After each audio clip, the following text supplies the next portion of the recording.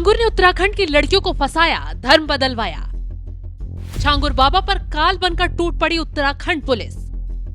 छांगुर के पाकिस्तान कनेक्शन पर कर दिया खुलासा।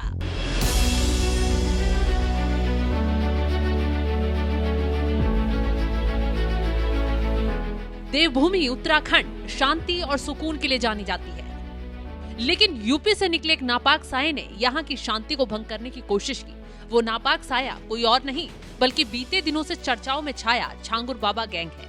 ये वो गिरोह है जिसने धर्म के नाम पर मासूमों की जिंदगियों से खिलवाड़ किया, आस्था को बेचा और इंसानियत को शर्मसार किया। यूपी में तमाम लोगों को अपना शिकार बनाने वाले छांगुर बाबा गैंग ने उत्तराखंड में भी कई हिंदू लड़कियों को अपने जाल में फंसाया, उनके धर्म के साथ खिलवाड़ किया। लेकिन उत्तराखंड पुलिस ने जब इस मामले में एक्शन लिया, खुलासा किया, तो न सिर्फ बाबा के गुर्गे तोड़े गए बल्कि छांगुर बाबा पर काल ही आ गया।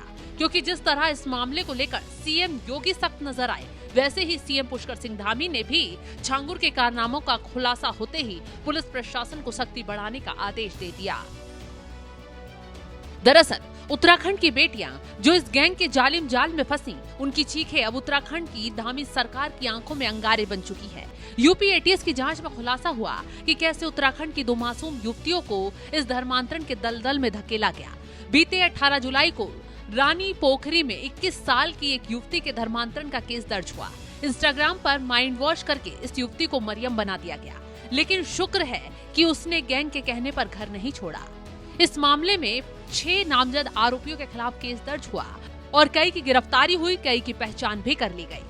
देखिए, जैसा आप लोग विदित हैं कि कुछ समय पहले आगरा पुलिस द्वारा एक केस धर्मांतरण का ट्रैक किया गया था, जिसमें एक गिरफ्तारी इसमें यहाँ से अब्दुल रहमान की गई थी। और इसी के बाद जो देहरादून पुलिस जो लगातार आगरा पुलिस के भी टच में थी, साथ ही साथ अब्दुल रहमान के सारे सोशल मीडिया कॉन्टैक्ट्स और जितने भी इसके यहाँ नेटवर्क थे, उसको लगातार हमारी टीम, एक स्पेशल टीम बनाई गई थी एसपी देहात के नेतृत्व, उस पर काम कर रहे थे।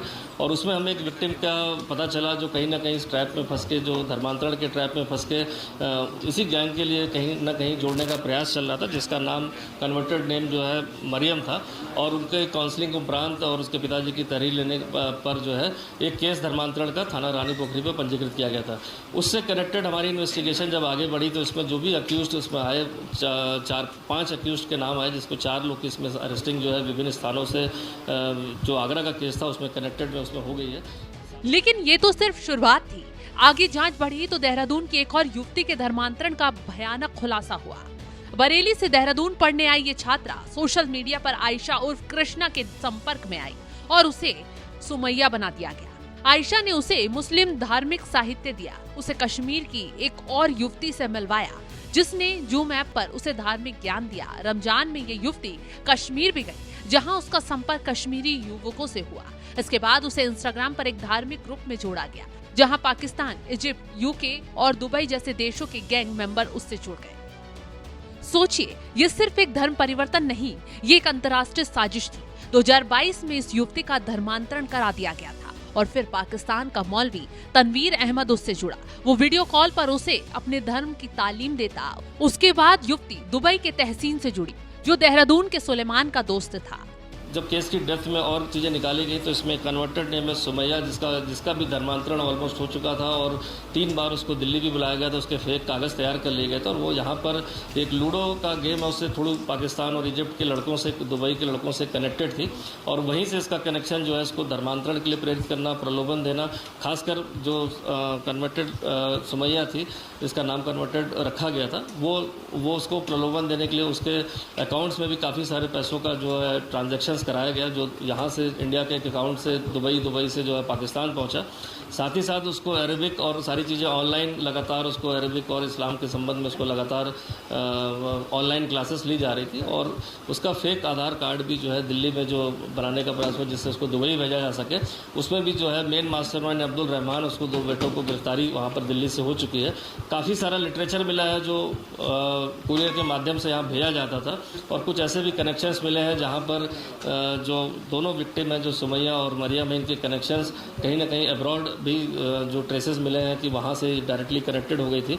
और एक नेटवर्क यहाँ पर जो डेवलप था जो रिवर्ट टू इस्लाम करके ग्रुप बनाया गया था या बैक टू इस्लाम करके ग्रुप बनाया, उनमें जुड़ गई थी और कहीं ना कहीं इनका मिसयूज़ करने का पूरा जो है गैंग के द्वारा ऑलमोस्ट सारी तैयारी हो चुकी थी। लेकिन समय रहते जब सारी चीज़ें खुली हैं इसमें, तो आज भी इसमें दूसरा केस धर्मांतरण का इसमें रजिस्टर्ड कर दिया गया है। ये कोई छोटा मोटा गैंग नहीं था, ये अंतर्राष्ट्रीय स्तर पर रैकेट था जिसकी नस नस उखाड़ी जाए। इस झांगुर बाबा गैंग ने अपना जाल सिर्फ यूपी तक सीमित नहीं रखा था, बल्कि सीमाएं लांघते हुए उत्तराखंड से लेकर देश के अलग अलग राज्यों में भी अपनी जड़ें फैला रखी थी।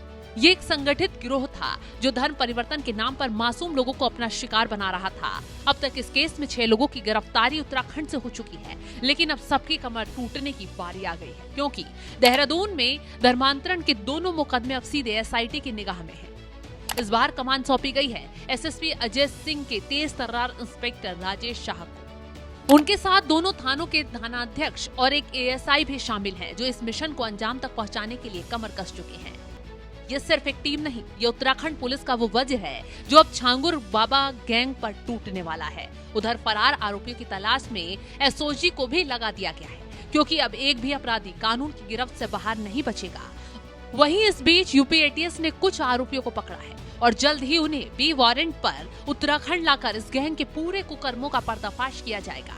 एसएसपी ने बताया, गैंग के कुछ आरोपियों को यूपी एटीएस ने गिरफ्तार कर लिया है, जबकि बाकी फरार चल रहे हैं। फरार आरोपियों की तलाश में एटीएस को भी लगा दिया गया है। उधर दोनों पीड़िताओं के बयान एसआईटी ने दर्ज कर लिए हैं। उन्होंने बीते 3 वर्षों में अपने साथ हुए हर एक घटनाक्रम का विस्तार से खुलासा किया है। इन बेटियों की आहें अब उत्तराखंड सरकार के लिए प्रतिशोध की ज्वाला बन चुकी हैं। मुख्यमंत्री पुष्कर सिंह धामी ने कसम खा ली है कि देवभूमि में धर्म के नाम पर ये गंदा खेल बर्दाश्त नहीं किया जाएगा। ये सिर्फ एक शुरुआत है। धामी सरकार का सीधा संदेश है कि जो भी धर्म की आड़ में देश की बेटियों की जिंदगी से खिलवाड़ करेगा, उसे पाताल से भी खोज निकाला जाएगा और कानून का चाबुक उस पर ऐसा चलेगा कि रूह कांप जाएगी। ये धामी सरकार का उत्तराखंड में इस बार ऑपरेशन क्लीन अप है और झांगुर बाबा गैंग अब बचने वाला नहीं है। फिलहाल इस खबर को लेकर आप क्या राय रखते हैं, कमेंट बॉक्स में अपनी राय जरूर बताएं।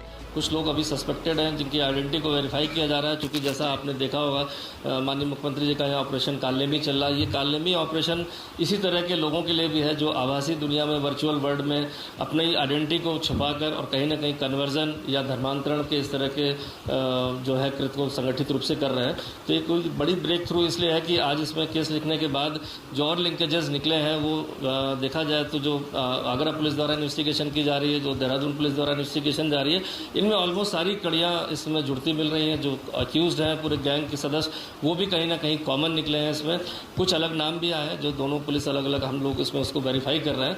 तो इस तरह से देखा गया कि इस वर्चुअल वर्ल्ड में, आभासी दुनिया में भी कालनेमी बनकर जिस तरह से धर्मांतरण का प्रयास चल रहा था और एक नेटवर्क जो विदेशों से जुड़ा हुआ था, खासकर देखा गया इसमें कुछ फंडिंग के ट्रेसेस मिले हैं जो पाकिस्तान और दुबई तक गए हुए हैं।